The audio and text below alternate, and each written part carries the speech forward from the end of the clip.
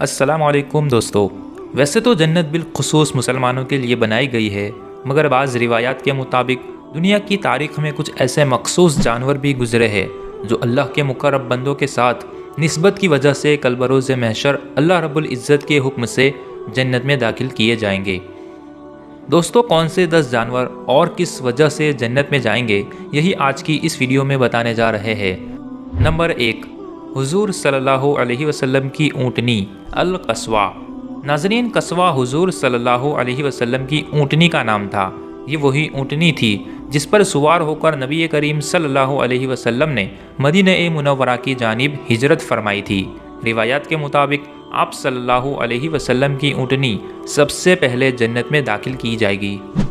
Number 2، حضرت صالح علیہ السلام کی اونٹنی ناقۃ اللہ۔ دوستو، ناقۃ اللہ کا معنی ہے اللہ کی اونٹنی۔ یہ حضرت صالح علیہ السلام کی اونٹنی کو کہا جاتا ہے۔ اس اونٹنی کا ذکر قرآن پاک کی سورہ ہود کی آیت نمبر 64 میں کیا گیا ہے۔ روایات کے مطابق وہ صالح علیہ السلام کا معجزہ تھا، سب کے سامنے ایک پہاڑی سے برآمد ہوئی تھی۔ قوم نے کہا تھا کہ اگر آپ اللہ کے نبی ہے تو اس پہاڑی سے ایک اونٹنی نکال کر دکھاؤ جو باہر آ کر بچہ پیدا کرے۔ تو اللہ کے حکم سے ویسا ہی ہوا، مگر قوم نے اس اونٹنی کو قتل کر دیا تھا، اس لیے اس قوم پر اللہ کا عذاب نازل ہوا۔ نمبر 3، حضرت ابراہیم علیہ السلام کا بچھڑا۔ دوستو، روایات کے مطابق حضرت ابراہیم علیہ السلام کی بارگاہ میں 2 فرشتے آئے اور وہ دونوں انسانوں کی شکل میں موجود تھے، اور انہوں نے آ کر حضرت ابراہیم علیہ السلام کو ان کے بیٹے کی بشارت دی۔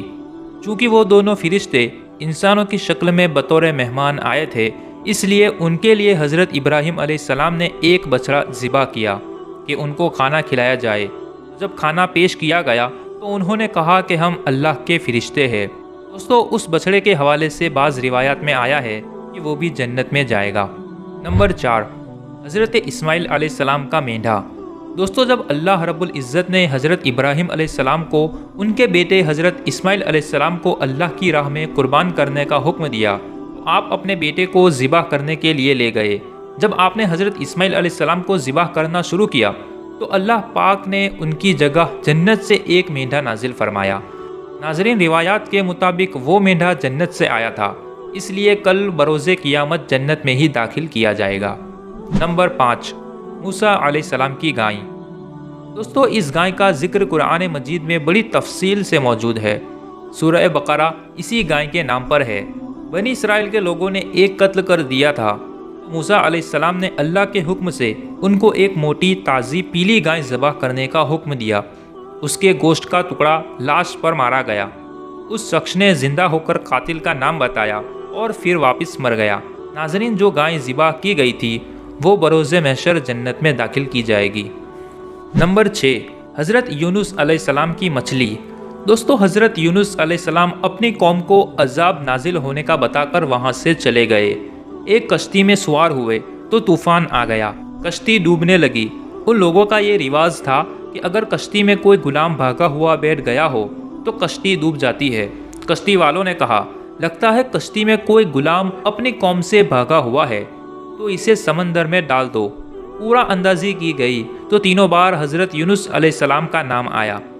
آپ کو لوگوں نے سمندر میں پھینک دیا تو اللہ نے ایک مچھلی کو حکم دیا کہ میرے نبی کو نگل لو، اور یہ تمہاری خوراک نہیں ہے بلکہ اسے اپنے جسم کے اندر محفوظ کر لو۔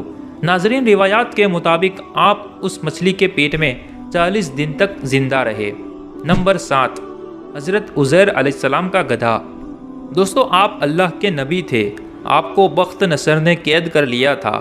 جب آپ رہا ہو کر اپنے ملک واپس گئے تو آپ کے ساتھ ایک گدھا تھا۔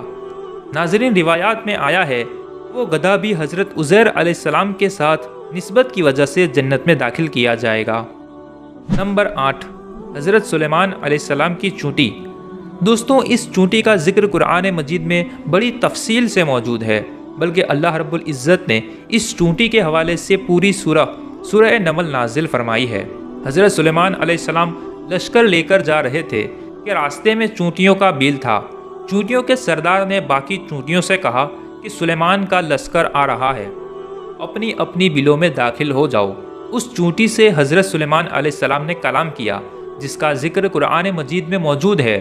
ناظرین، اس چونٹی کے اللہ کے نبی حضرت سلیمان علیہ السلام کے ساتھ نسبت کی وجہ سے کل بروز قیامت چونٹی کو جنت میں داخل کیا جائے گا۔ نمبر 9، حضرت سلیمان علیہ السلام کا ہدہد۔ دوستو، حضرت سلیمان علیہ السلام پوری دنیا کے حاکم اور حکمران تھے، اور آپ کا حکم تمام انسانوں بلکہ چرند پرند پر بھی چلتا تھا۔ حضرت سلیمان علیہ السلام نے پیغام رسانی اور پانی تلاش کرنے کے لیے ایک پرندہ ہدہد مقرر کر رکھا تھا۔ اس ہدہد کے حوالے سے بھی کہا جاتا ہے کہ وہ حضرت سلیمان علیہ السلام کی نسبت کی وجہ سے جنت میں داخل کیا جائے گا۔ نمبر 10، اصحاب کہف کا کتا۔ جب اصحاب کہف اپنے ملک کو چھوڑ کر دوسرے ملک گئے تو ان کے ساتھ ایک کتا بھی تھا جو ان کے پیچھے پیچھے جا رہا تھا۔ ناظرین، روایات کے مطابق کتے کی وفاداری کی وجہ سے اسے کل بروز قیامت جنت میں داخل کیا جائے گا۔ دوستو، جنت میں داخل کیے جانے والے جانوروں کے حوالے سے کسی بھی حدیث میں یہ بات موجود نہیں ہے، بلکہ روایات کو جوڑ کر یہ بات واضح کی گئی ہے۔